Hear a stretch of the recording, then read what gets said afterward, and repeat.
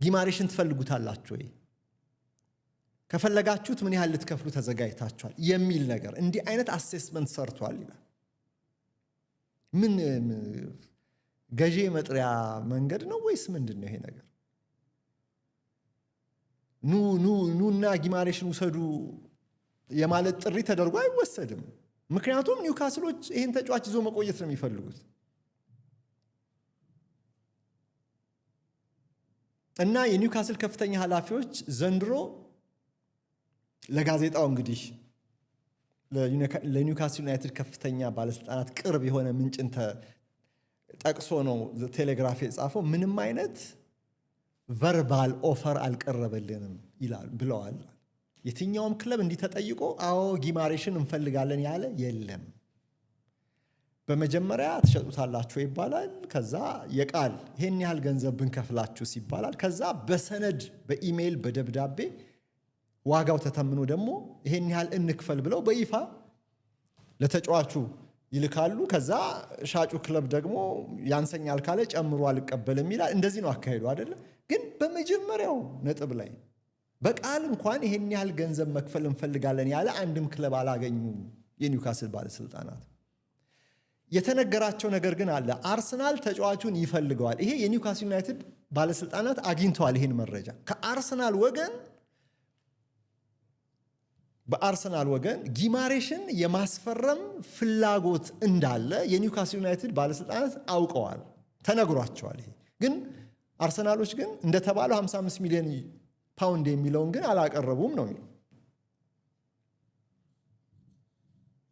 ኒውካስል ዩናይትድ ፍላጎት ያለው ሁሉ አርሰናል በተለይ ፍላጎት ካለው ቢድ ያርግ ነው። ይሄን ያህል ገንዘብ ብሎ በይፋ ይጠይቅ፣ እንደራደር የሚል ግን አቋም አለው። ያ ማለት አርሰናል ገፋ ካረገ አሁንም ይሄንን ብራዚላዊ የማስፈረም እድል አለው ማለት ነው።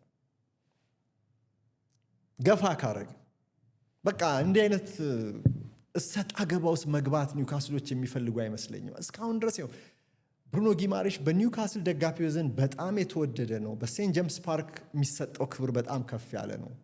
እርሱም ከፍተኛ ተከፋይ ነው። በኒውካስል ዩናይትድ መቼም የጎደለው ነገር አለ ብዬ አላስብም፣ ስፖርታዊ ጥቅም ካልሆነ በስተቀር። አሁን ለሚቀጥለው ሲዝን ቻምፒየንስ ሊግ ተሳትፎ ላይ የለም ኒውካስል፣ ስለዚህ ስፖርታዊ ጥቅም አያገኝም። ግን የገንዘብ ጥቅም በተመለከተ ግን በኒውካስል ዩናይትድ ከፍተኛ ተከፋይ ከሚባሉት ተርታ ነው። አምበል ነው። ቋሚ ተሰላፊ፣ የጨዋታ እድል አለው። ሁልጊዜም በደጋፊዎች በጣም ይወደዳል። እንግዲህ ሰሜን ምስራቅ እንግሊዝ ካልተመቸው በስተቀር አልተመቸኝም ካላለ በስተቀር በዙሪያ ሁሉ በሚወዱት ደጋፊዎች ነው ተከቦ የሚኖረውና ለጊዜው ኖት ፎር ሴል የሚል ነገር አለ በኒውካስል ባለስልጣናት ዘንድ። ግን ኖት ፎር ሴል ስላሉ ነገሩ እውነትም ተጫዋቹ አይሸጥም ማለት ግን አይደለም። ሁኔታዎችን አሁን አብራርቼ እንደነገርኳችሁ ቴሌግራፍን ጠቅሼ አብራርቼ እንደነገርኳችሁ ገፋ አድርጎ ከመጣ አርሰናል ኒውካስሎችም ይደራደራል። ለጊዜው ግን አይሸጥም ነው የሚል። ይሄ ደግሞ ከፍ ያለ ዋጋ እንድታቀርብ የበለጠ የገበያ ዋጋውን ከፍ ለማድረግ የሚደረግ ስትራቴጂ ተደርጎም ይወሰዳል። ኖት ፎር ሴል አይሸጥም ማለት የግድ አይሸጥም ማለት ላይሆን ይችላል። አሁን እንደ ማይክል ኦሊሴ ያለ ተጫዋች ላይ አይሸጥም ቢባል መቼም ባየር ሙኒክም ራሱ በጣም ግዙፍ ክለብ ስለሆነ የምትረዱት ነገር ይኖራል። እውነትም ላይሸጥ ይችላል ኮንትራቱ ታይቶ። አሁን ብሩኖ ጊማሬሽ ግን 2 ሲደመር 1 ነው የቀረው ኮንትራት፣ 2 ዓመት ይቀረዋል። ኒውካስል ዩናይትድ ግን 1 ዓመት ኮንትራት የማራዘም መብት አለው እና 2 ዓመት ብቻ ከሆነ የቀረው 2 ዓመት የማስጠንቀቂያ መብራት ነው ላለው።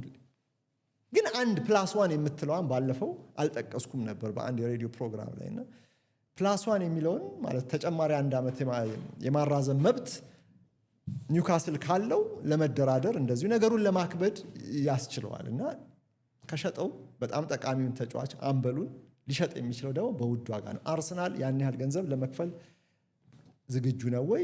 ሌሎች ቦታዎችን መጠናከር ስላለባቸው እሱን አብረን የምናይ ይሆናል። ግን ጊማሬሽ እስካሁን ድረስ መልቀቅ እንደሚፈልግ ለማንም የተናገረው ነገር የለም። እንደዚህ ነው ማለት ግን ምንም ነገር በኒውካስል ዩናይትድ በጥቁርና ነጩ ማሊያ የመቆየት ዋስትና አለው ማለት ግን አይደለም። ዋስትና ሊሆን አይችልም።